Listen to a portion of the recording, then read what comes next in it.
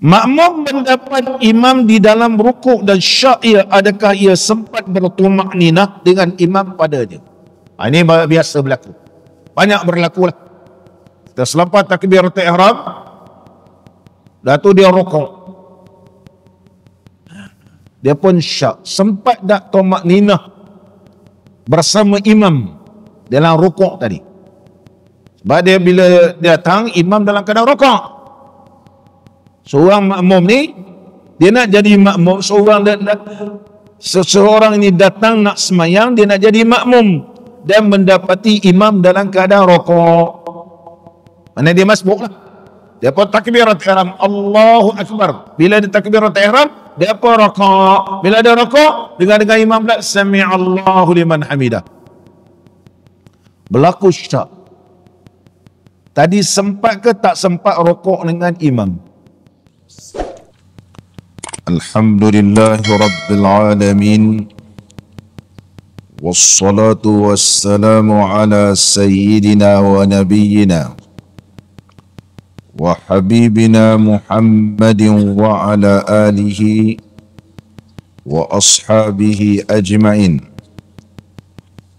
Rabbi shrah li sadri wa yassir li amri wahlul 'uqdatam min lisani yafqahu qawli. Allahumma aftah alaina futuhal 'arifin warzuqna fahman nabiyyin wa ilhamal malaikatil muqarrabin. Ya Hayyu ya Qayyum ya Rabb Musa wa Harun wa Nuh wa Ibrahim wa Muhammadin sallallahu alaihi wasallam. Akrimna bi jawdatil hifzi wal fahmi warzuqna al hikmata wa thabata az-zihni wal aqli wal hilmi wal ilmi wan najahi fid dunya wal akhirah bihaqqi sayyidina Muhammadin sallallahu alaihi wasallam ya rabbal alamin. Amma ba'd.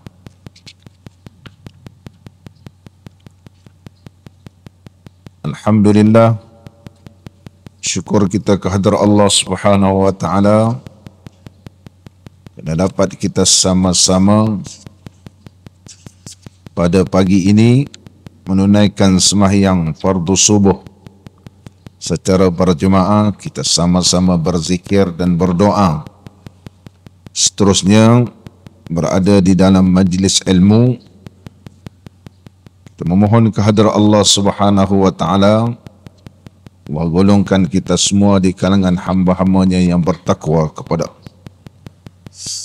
Pada pagi ini kita sambung lagi di bawah tajuk masalah-masalah penting bagi makmum dan imam. Qala al-musannif rahimahullahu ta'ala wa nafa'ana Allahu bi'ulumihi fid darain amin. Berkata Al-Imam Ibn Imad Al-Misri di dalam kitabnya Ahkamul Ma'mumi wal Imam. Demikian juga jika syaknya selepas sembahyang atau selepas selesai sembahyang, adakah ia sembahyang 3 rakaat atau 4 rakaat? Apabila seorang makmum sembahyang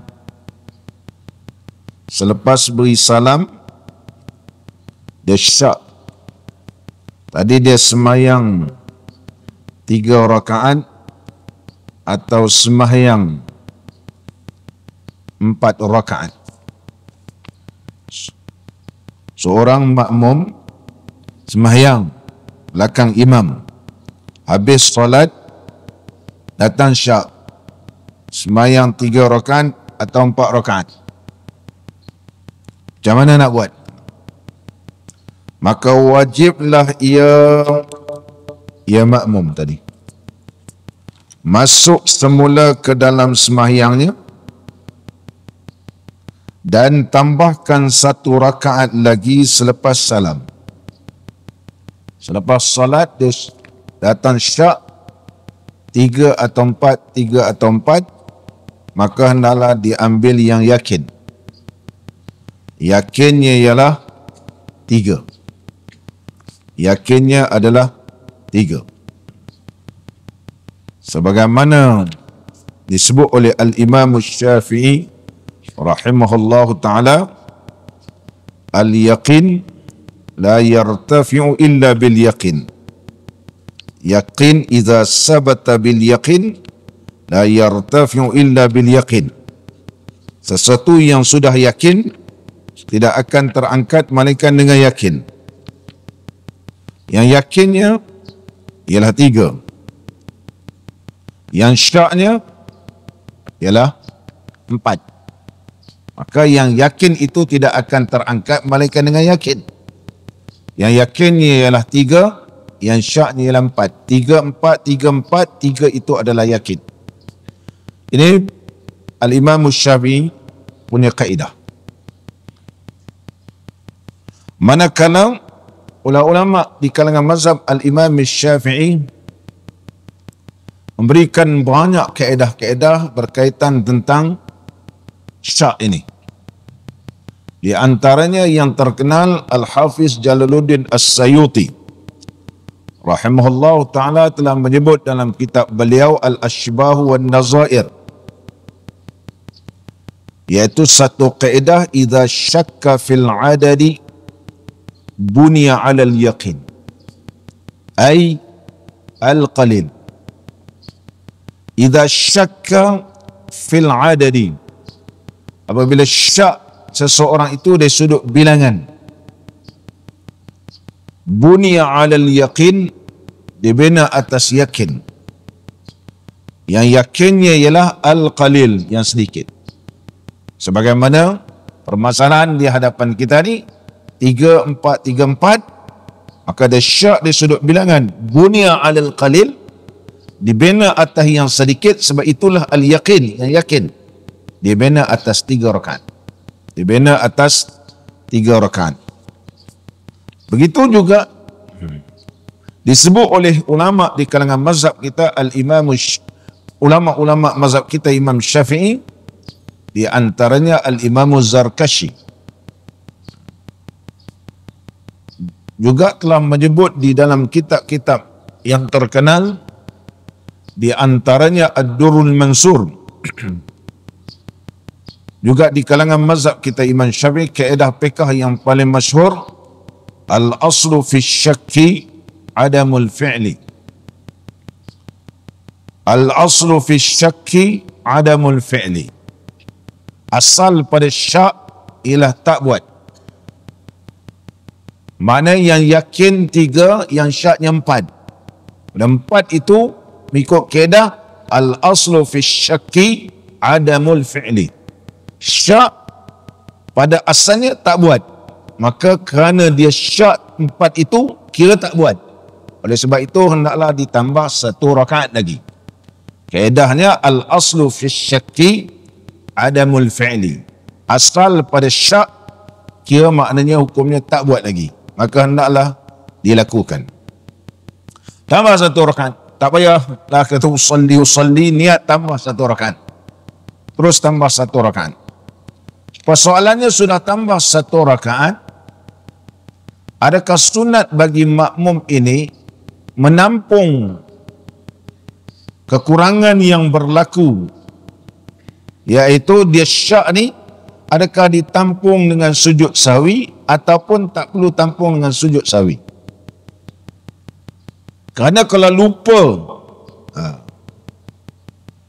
lupa di dalam sembahyang, imam tak tanggung lupa makmum, tapi imam tanggung sujud sahwi. Dia lupa ataupun dia syak ini di dalam sembahyang, imam tak tanggung syak makmum, tapi imam boleh tanggung sujud sahwi imam. Dan makmum tak payah sujud sahwi. Kalau berlaku ketika menjadi makmum. Soalannya sekarang, adakah makmum ini syak di dalam ketika jadi makmum ataupun selepas dia jadi makmum? Dua pandangan ulama kita Syafi'i. Dalam masalah ini ada 2 pandangan. Pandangan yang pertama, makmum ini datang syak selepas dia beri salam. Bermakna selepas dia beri salam, dia datang syak 3 ataupun 4 rakaat dia bersama imam tadi. Mana berlaku syak dia selepas dia beri salam, bermakna dia bukan makmum. Maka sunat ke atasnya menampungkan kekurangan solat dia tadi dengan sujud sahwi. Sujud sahwi. Dalam mazhab lain, wajib dia sujud sahwi. Wajib sujud sahwi. Kita dalam mazhab Imam Syafi'i, sunat muakkadah dia sujud sahwi. Pandangan yang kedua di dalam mazhab kita Imam Syafi'i, kerana berlaku dia juga di dalam, dikira berlaku dalam semayang. Sebab dia masih lagi menjadi makmum. Kalau dia bukan jadi makmum, dia masih bukan dalam semayang, kenapakah dia boleh sambung 1 rakaat lagi? Maka ianya diambil kira asalnya dia jadi makmum, maka diambil ianya menjadi makmum. Sebagaimana satu kaedah paling masyhur di kalangan mazhab kita Imam Syafi'i, ma la yughtafaru fil ibtida yughtafaru fil ma la yughtafaru fil ibtida, sesuatu yang tidak dimaafkan pada pertengahan, pada permulaan. Yughtafaru fis sawani, tetapi diberikan kemaafan ketika mana berada di tengah sembahyang.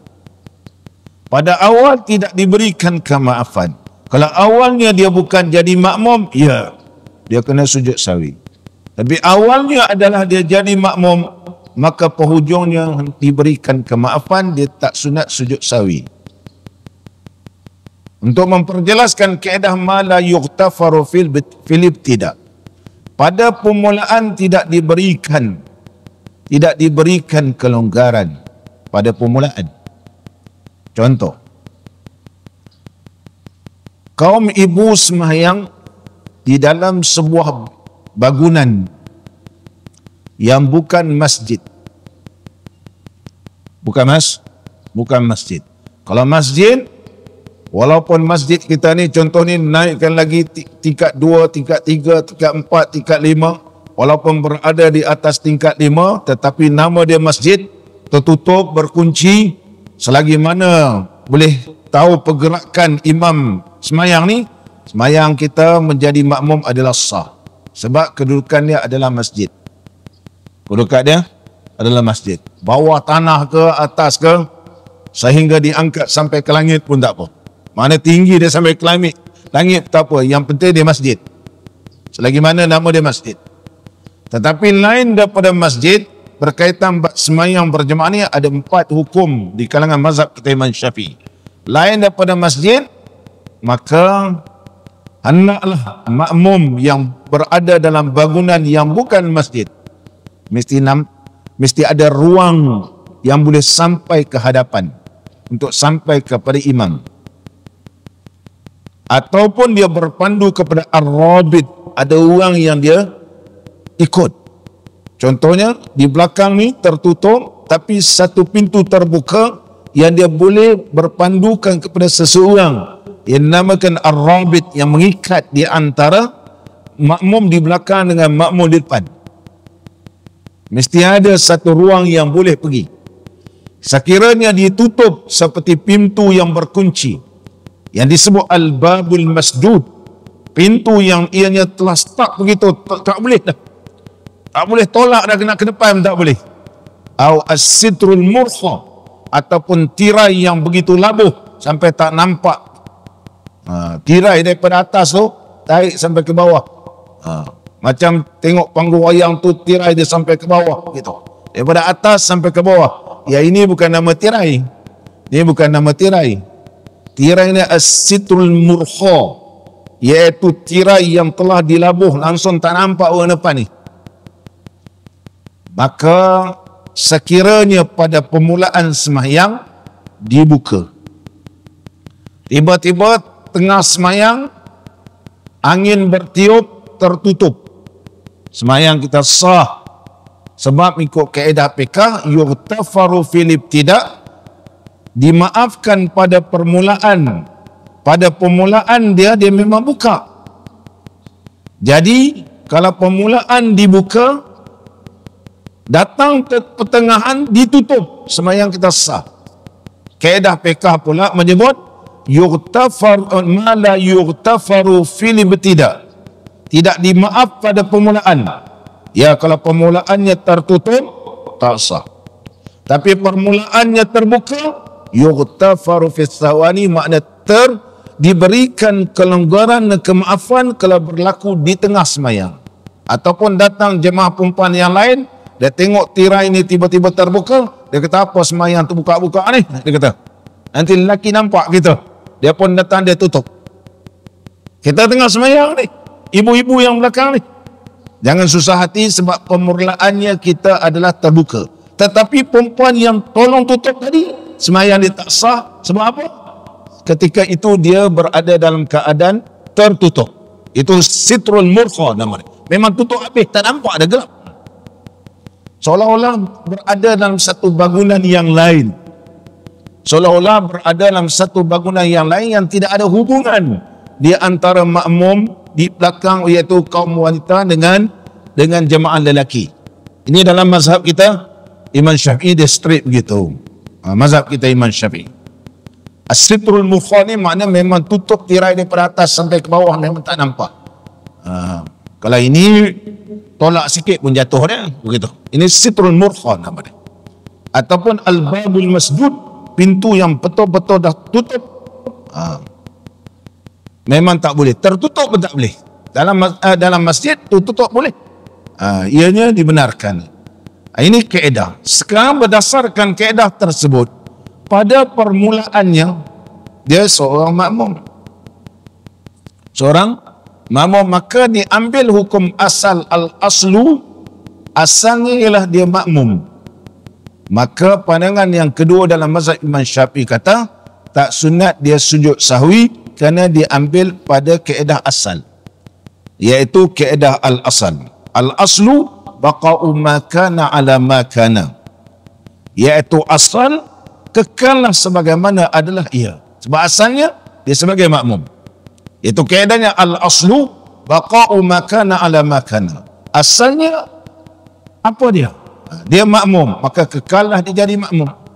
Contohnya sekarang kita ni, asal kita ni ada wudu sebab baru lepas kita solat subuh. Nanti dah habis pengajian, kita terus sembahyang sunat duha contohnya.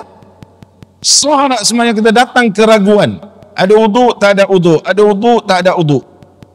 Tapi pada asal memang ada wudu dan tak ada elemen yang lain ataupun perkara-perkara yang menunjukkan bahawa kita ni sudah batal wudu. Maka diambil kaedahnya al-aslu baqa'u ma kana ala ma kana. Asalnya ialah dia berwudu, maka kekallah dia berwudu. Muslimin dan muslimat yang dirahmati oleh Allah. Ataupun satu kaedah fiqh yang lain dalam mazhab kita al-Imam Syafi'i rahimahullahu ta'ala, dan dalam kitab Majallatul Ahkam Al-Adliyah ketika zaman pemerintahan kerajaan Osmaniyah, satu kaedah yang paling masyhur perundangan dalam Islam yang telah diterjemahkan pelbagai bahasa, iaitu Majallah Al-Ahkam Al-Adliyah. Sehingga Barat pun ambil kaedah ni sebab zaman mereka tidak ada satu kaedah, sama ada dalam perbicaraan kes-kes mal atau kes sivil ataupun kes jenayah. Tidak ada kaedah. Yang ada iaitu di antaranya Majallatul Ahkam Al-Adliyah yang begitu lengkap. Macam mana cara plaintiff memberi keterangan, defendant, macam mana soal utama, soal semula, soal balas, soal semula. Ini di antara kaedah-kaedah tazkiyatul syuhud, macam mana siasatan kepada saksi-saksi Islam terlebih awal. Nama dia Majallatul Al-Ahkamil Adliyah. Telah diterjemah sebagai bahasa. Dalam kaedah yang disebut dalam Majallatul Ahkam, yang dipakai juga dalam mazhab Hanafi, al-qadimu yutraku ala qidamihi. Yang lama itu dikekalkan dia. Mana lamanya? Asalnya yang terdahulu ialah dia jadi makmum, yutraku ala qidamih, maka dikekalkan keadaan seperti makmum walaupun berlaku selepas imam beri salam. Syak makmum ini ianya adalah dia 3 rakaat semayang ke ataupun dia semayang ni 4 rakaat, maka diambil 3 tambah 1 rakaat. Sujud sawi tak sujud sawi? Tak payah sujud sawi, sebab sujud sawi ditanggung oleh imam. Kaedahnya al-qadimu yutraku ala qidami. Al-qadim, qadim itu yang lama, kekal di atas lama dia. Kita baca kaedah dalam kitab kita. Itu kaedah. Qala al-musannifu rahimahullahu ta'ala. Dan adakah makmum ini dikenakan sujud sahwi atau tidak?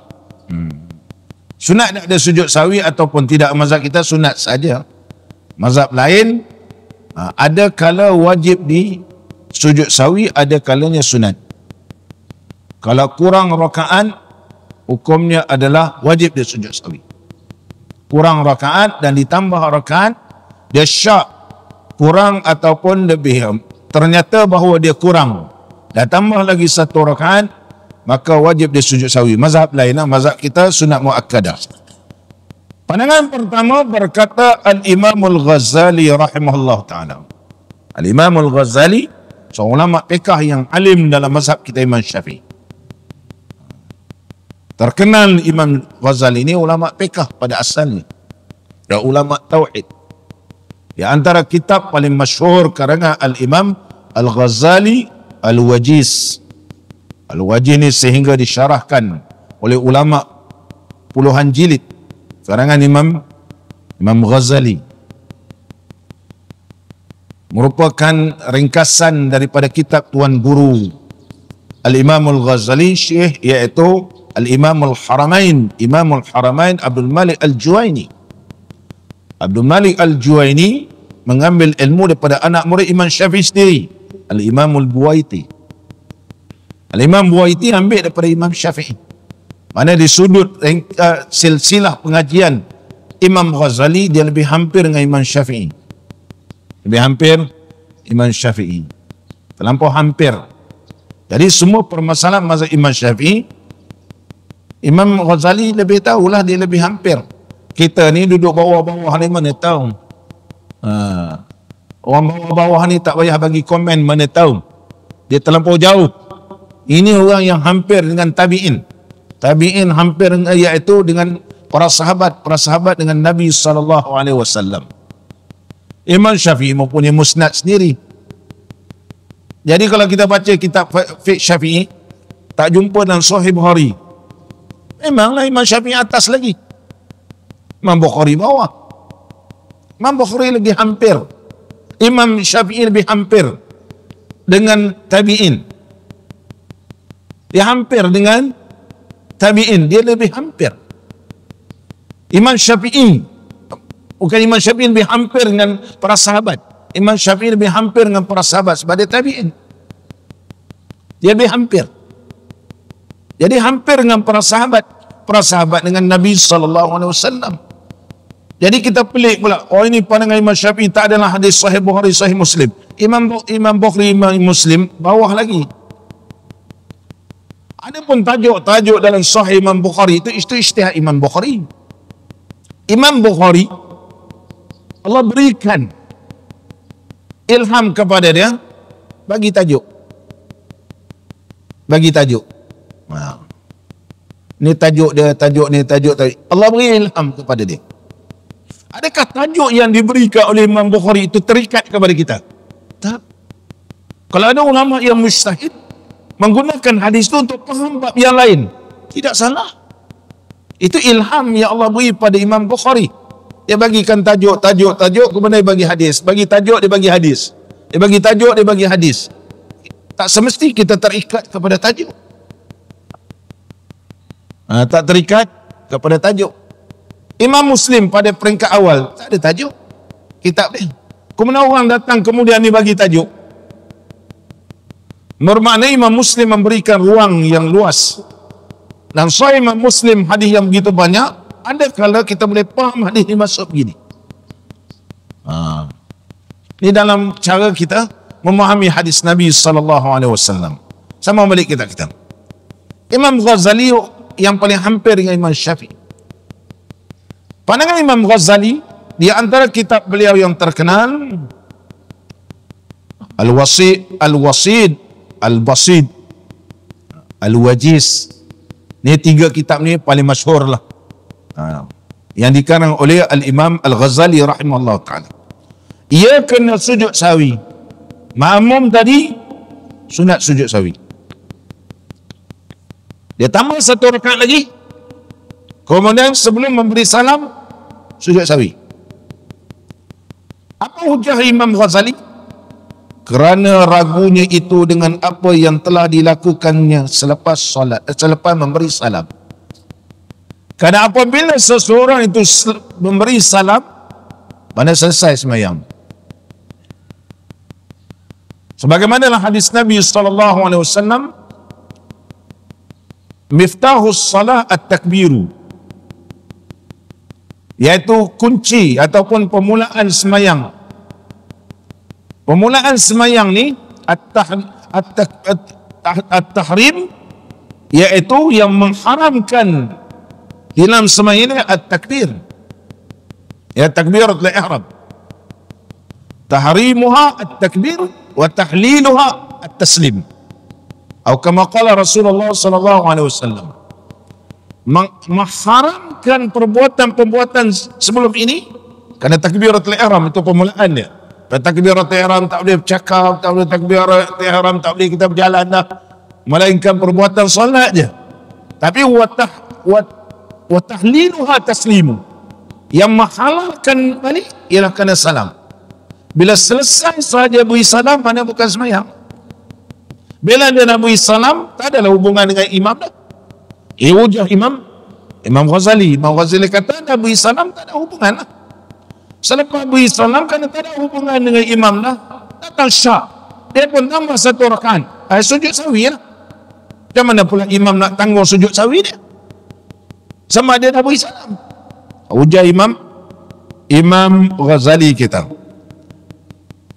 Kemudian pandangan yang lain pula. Dan mengikut pendapat Qadhi Husain. Dalam kitab fiqh mazhab Imam Syafi'i ini ada 2 orang qadhi. Kalau sebut qadhi ni, kalau kita baca kitab-kitab yang dikarang oleh ulama-ulama mutaakhirin, mana ulama-ulama yang di bawah seperti Imam Ghazali, Imam Nawawi, Imam Rafi'i, bila disebut qadhi, Qadhi Husain rahimahullah ta'ala. Tapi kalau kitab di atas lagi, kalau disebut Qadhi Marwazi, iaitu nisbah kepada aliran mazhab Imam Syafi'i yang berkembang, iaitu aliran Marawizah. Dia ada 2, satu mengikut Marawizah, satu lagi Iraqiyun, lagi satu dinamakan iaitu Khurasaniyun. Jadi mazhab Imam Syafi'i ini ada 2. Satu berdasarkan kepahaman ataupun tersebarnya di Baghdad. Mazhab Imam Syafi'i ini itu golongan Baghdadiyun namanya. Seperti Imam Nawawi, dia suka pakai pandangan ulama-ulama Baghdad ataupun aliran Baghdadiyun. Adapun golongan Marawizah ataupun Al-Imam Al-Marwazi ini disebut Khurasaniyun, dia banyak fikir. Dia melatihkan kita berfikir dan melatihkan boleh berijtihad. Boleh berijtihad. 2 aliran ini kita kena belajar dalam mazhab Imam Syafi'i. Walaupun ada qaul qadim dan ada qaul jadid, di sana lagi ada Al-Iraqiyun dengan Khurasaniyun. Seperti 2 imam yang terkenal, Imam Nawawi dengan Imam Rafi'i. Dua-dua ni selalu tak sama. Kadang sama, kadang tak sama. Imam Rafi'i kata begini, Imam Nawawi kata begini. Imam Nawawi kata begini, Imam Rafi'i kata begini. Dia melatihkan kita pecahan ilmu. Ini cenderung kepada Iraqiyun, ini cenderung kepada Khurasaniyun ataupun aliran Marawizah yang disebut Qadi Marwazi. Tapi kalau kita baca kitab-kitab yang terakhir ini, bila disebut Qadi, paling masyhur ialah Qadi Husain. Dan mengikut pendapat Qadi Husain, tidak dikenakan sujud sahwi. Ada pandangan dia. Jadi ada dua aliran dalam mazhab kita kan. Masing-masing ada hujah. Sebab apa tuan Syekh tak kena sujud sahwi? Imam akan menanggung sujud sahwi, makmum yang lupa makmum, imam tak boleh tanggung. Tapi sujud sahwi makmum, imam boleh tanggung. Mana tak payah sujud sahwi. Kerana sebab tambahan dan syak itu berlaku semasa qudwah. Dia dikira masih dia qudwah. Rakaat pertama, rakaat kedua, rakaat ketiga, dia jadi makmum tak? Jadi makmum lah. Kalau jadi makmum, asalnya dia jadi makmum, maka berkekalanlah kedudukannya seperti makmum. Berkekalanlah hukumnya seperti makmum. Ini pandangan Qadi Husain. Mana kalau kita baca kitab fiqh, terjumpa kata tak sujud sahwi, kita tahu ini mengikut pandangan Qadi Husain. Ada yang kata sujud sahwi, kita tahu ini adalah pandangan iaitu Imam Ghazali dan juga yang sealiran dengan Imam Ghazali. Di antaranya Imam Nawawi. Sama balik kita 114 pula. Makmum mendapat imam di dalam rukuk dan syak, adakah ia sempat bertumakninah dengan imam padanya? Ini biasa berlaku. Banyak berlaku. Kita selepas takbiratul ihram, dah tu dia rukuk, dia pun syak. Sempat tak tumakninah bersama imam dalam rukuk tadi? Sebab dia bila datang, imam dalam keadaan rukuk. Seorang makmum ni, dia nak jadi makmum. Seseorang ini datang nak semayang, dia nak jadi makmum dan mendapati imam dalam keadaan rukuk. Mana dia masbuk lah. Dia pun takbirat ihram, Allahu Akbar. Bila dia takbirat ihram, dia pun rukuk. Bila dia rukuk, dengan imam pula, Sami'allahu liman hamidah. Berlaku syak. Tadi sempat ke tak sempat rukuk dengan imam? Sempat tumakninah ataupun tidak? Ataupun bila dia rukuk, imam dah angkat kepala, dia datang syak. Macam mana nak buat? Macam mana nak menyelesaikan masalah ini kalau berlaku dekat kita? Tuan Syekh kita menyebut, jika makmum mendapat imam dalam rukuk, tetapi makmum itu berasa syak, dia ragu, adakah ia sempat bertumakninah dengan imam di dalam rukuk ataupun tidaknya? Sempat ke tak sempat ni? Sempat ke tak sempat? Macam mana nak buat? Tuan Syekh kita bagi jawapan. Maka mengikut qaul yang sahih, pandangan yang paling kuat dalam mazhab kita Imam Syafi'i,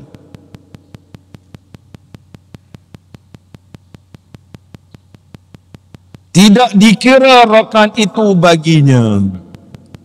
Rakaat itu tak dikira. Rakaat tersebut tidak dikira. Bahkan hendaklah ia tambah satu rakaat lagi. Tambah satu rakaat lagi. Selepas salam imamnya. Jadi hendaklah dia tambah satu rakaat lagi. Kalau berlaku kat kita, ada dapat tumakninah tak dapat, dapat tumakninah tak dapat. Pada hukum asal, dapat ke tak dapat? Asalnya tak dapat lagi, sebab dia masbuk. Hukum asal memang tak dapat. Kalau dia takbiratul ihram, contohnya sama-sama berdiri, sama-sama dengar imam baca Fatihah, Imam rokok, dia rokok betul lah dapat. Ini dia takbiratul ihram, kemudian dia rokok.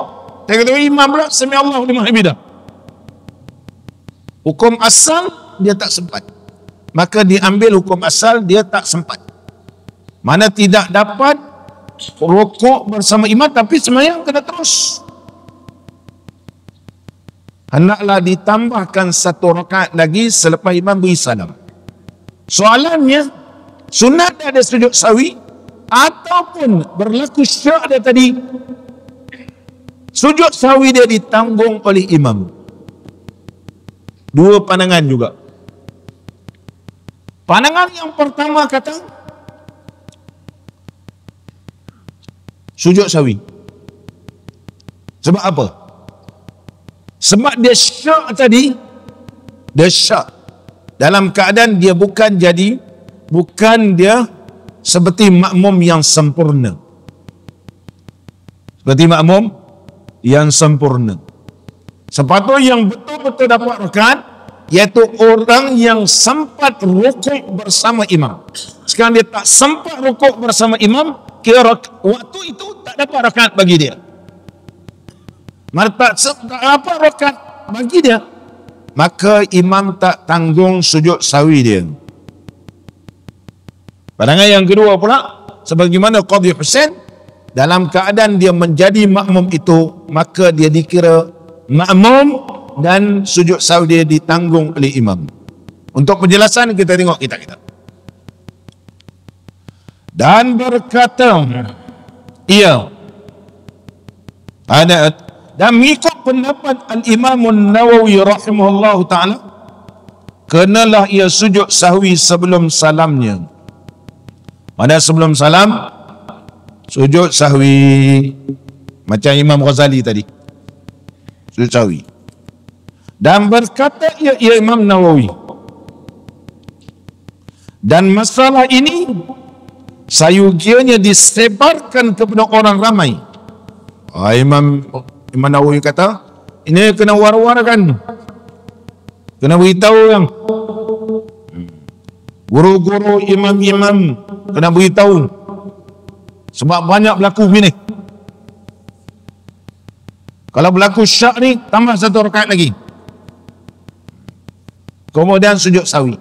Kena tambah 1 rakaat lagi itu, dia tidak bersama dengan imam. Kerana tidak bersama dengan imam, maka sujud sahwi. Pandangan Imam Nawawi. Manakala pandangan Qadhi Hussein, walaupun tambah 1 rakaat lagi, tapi kedudukan asal dia adalah jadi makmum, tak payah sujud sahwi. Imam Nawawi punya pandangan tambah 1 rakaat sujud sahwi. Dan kena war-warkan, beritahu ke orang, terutama di zaman sekarang ini, kena ajarkan orang yang semayang ni, ini cara dia. Kalau kamu tak sempat dan ataupun berlaku syak ketika mana rukuk tidak sempat tamak-ninah dengan imam, maka tambah 1 rakaat selepas imam beri salam, sujud sahwi. Sunat sujud sahwi. Pandangan siapa tu? Imam Nawawi. Tetapi pendapat beliau itu tidak mendapat kata sepakat para fuqaha. Hanya Al-Imam Al-Ghazali sahaja berpendapat seperti beliau. Dan yang sealiran dengan Imam Ghazali. Ramai lah, bukanlah Imam Nawawi je. Ulama-ulama lain pun ramai ikut dia. Yang sealiran dengan Imam Nawawi, Imam Syekh Ramli, Syekh Ibn Hajar, ini yang sealiran dengan Imam Ghazali. Imam Ghazali mujtahid juga, tapi mujtahid mazhab. Berdasarkan panduan mazhab dia berijtihad. Dia masih lagi tidak tinggalkan ataupun masih lagi dia nisbahkan diri dia mazhab Imam Syafi'i. Sebab tak mampu, walaupun hebat macam mana pun, tidak mampu nak mengenasi Imam Syafi'i. Walaupun Imam Syekh Jalaluddin As-Sayuti boleh menghafal hadis 200,000 hadis, sanad dan matan, dah habis semua kitab-kitab dia hafal, dia boleh berijtihad, tak ikut Imam Syafi'i. Tapi beliau tetap sebut, aku adalah Syekh Jalaluddin As-Sayuti Asy-Syafi'i. Masih lagi nisbah Imam Syafi'i. Tu orang hebat tu. Orang hebat. Tak boleh lawan lagi, tak boleh jangkau lagi ilmu Imam Syafi'i rahimahullah ta'ala. Apatah lagi kita ni, lagilah jauh, langit dengan bumi. Langit dengan bumi. Bau-bau pun tak ada kita ni nak hebat dan rasa Imam Syafi'i siapa, dan panggil Imam Syafi'i lah Syafi'i saja pula. Orang sekarang ni ramai kurang ajar. Syafi'i berkata, Malik berkata, Abu Hanifah berkata. Kurang ajar, tak hormat dengan ulama. Kalau panggil para sahabat tu, Abu Bakar berkata, kata Abu Bakar, kata Umar. Sayyidina Umar tu siapa? Sayyidina Abu Bakar tu siapa? Kata Abu Bakar, kurang adab. Tidak ada adab dengan ulama. Pengarang kita ni pun sebut Al-Imam Nawawi. Nawawi berkata, Nawawi itu siapa? Al-Imam Nawawi, Al-Imam Syafi'i, Al-Imam Rafi'i. Dia ada ramai pengikut. Sebab apa dinamakan imam? Pada ramai pengikut. Kitab-kitab dia pun banyak dia orang baca. Macam seorang imam, belakang dia ada makmum. Mana Imam Nawawi ni, dia ada ramai dia punya pengikut. Imam Rafi'i juga ada ramai pengikut. Oleh sebab itu disebut imam. Al-Imam Nawawi, Al-Imam Rafi'i, Al-Imam Al-Ghazali rahmatullahi alal jami'. Sama kita. Syekh kita ni menyebut, Syekh Ibn Imad ni, hanya Al-Imam Al-Ghazali sahaja berpendapat seperti beliau. Seolah-olah dia ni cenderung dengan Qadhi Husain. Sedangkan Qadhi Husain berpendapat tidak kena sujud sawi. Kerana syaknya itu berlaku semasa mengikut imamnya lagi. Maka kalau tambah satu rakaat lagi, tak sunat bagi makmum ni sujud sawi. Tapi kalau kita baca kitab-kitab di dalam negara kita ni, Munyatul Musalli, Bughyatul Tullab, Furu' Masail, Al-Jawahirus Saniyah, kitab Syekh Daud Patani, kebanyakan kitab-kitab yang ada dalam negara kita ni hendaklah ditampung dengan sujud sahwi, iaitu sunat ditampung dengan sujud sahwi. Bermakna kitab-kitab yang beredar di dalam negara kita ni, terutama kitab-kitab Jawi ni, ada sealiran dengan Al-Imam Nawawi dan juga Imam Ghazali. Tapi kalau kita jumpalah kitab lain, tiba-tiba kita baca tak disunatkan sujud sahwi. Ini adalah pandangan Syekh Qadhi Husain. Kerana sujud sahwi ini ditanggung oleh imam kalau kita jadi makmum. Imam tak tanggung lupa kita. Imam tak akan tanggung syak kita. Kerana syak ni kita kena tambah satu rakaat. Imam tak tanggung nak tambah satu rakaat.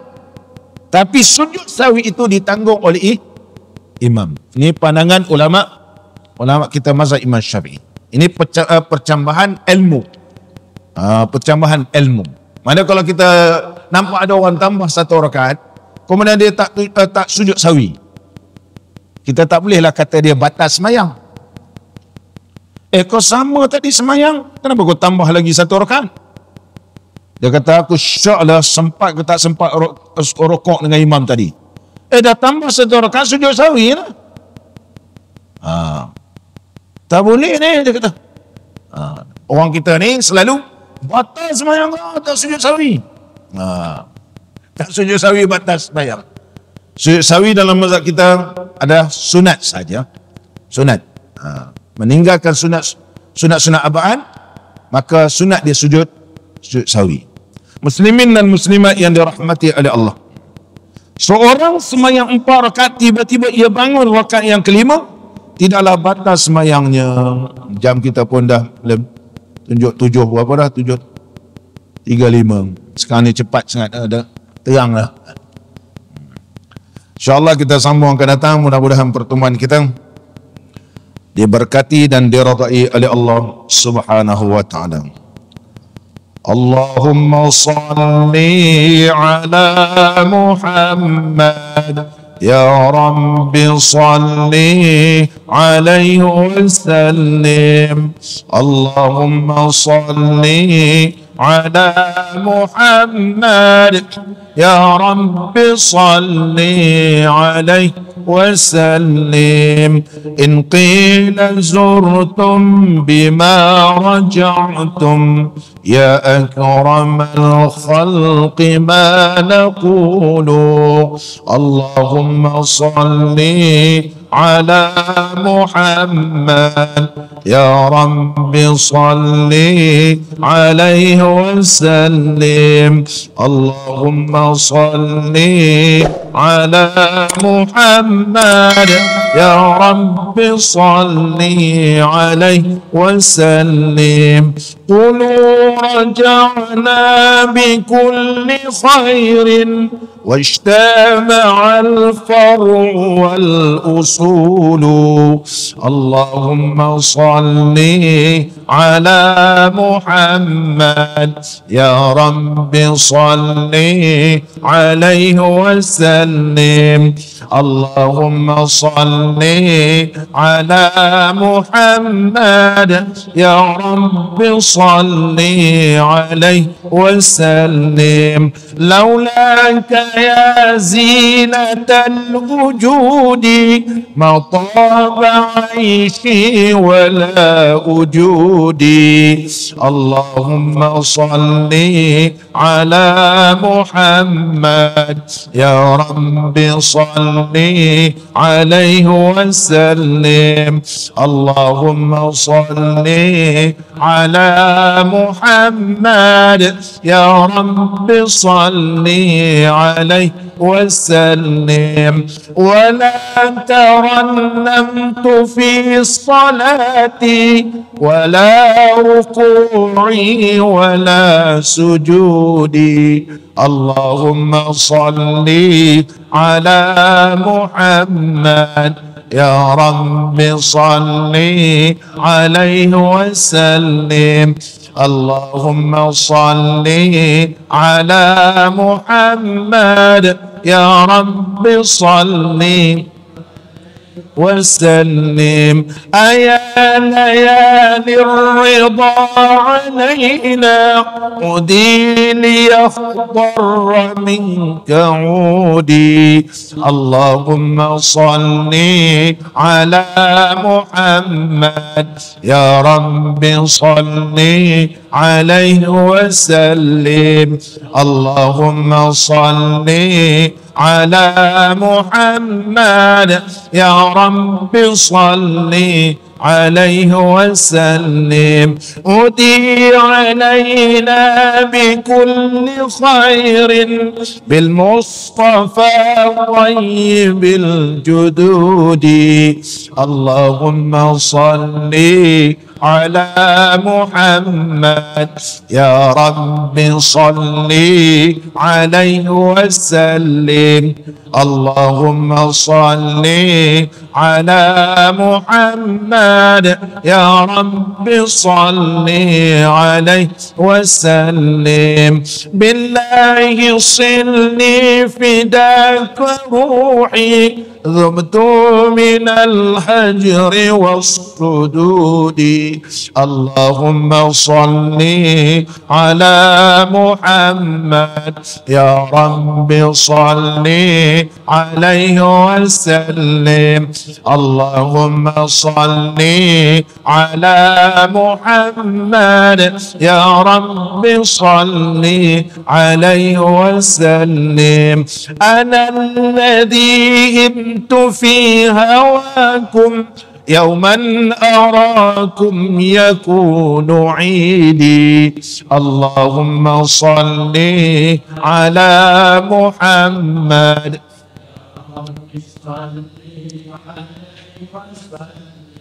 اللهم صل على محمد يا رب صل عليه وسلم. ثم الصلاة على نبينا وآله الركع السجود. والسجود.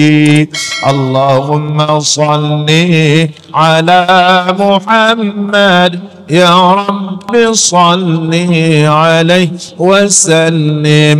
اللهم صل على محمد يا رب صل عليه وسلم.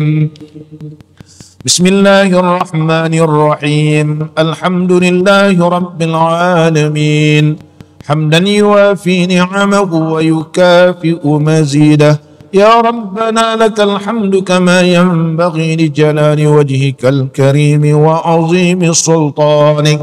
اللهم صل على سيدنا محمد صلاة تبلغنا بها العمرة وحج بيتك الحرام وزيارة حبيبك ونبيك سيدنا محمد عليه أفضل الصلاة والتسليم في صحة وعافية وسلامة ولطف وبلوغ المرام. اللهم لا تمتنا حتى نرى باب السلام ونصلي خلف المقام إبراهيم عليه السلام ونشرب ماء الزمزم في مسجد الحرام ونزور حبيبك ونبيك سيدنا محمدا صلى الله عليه وسلم بيسر ولطف وبلوغ المرام.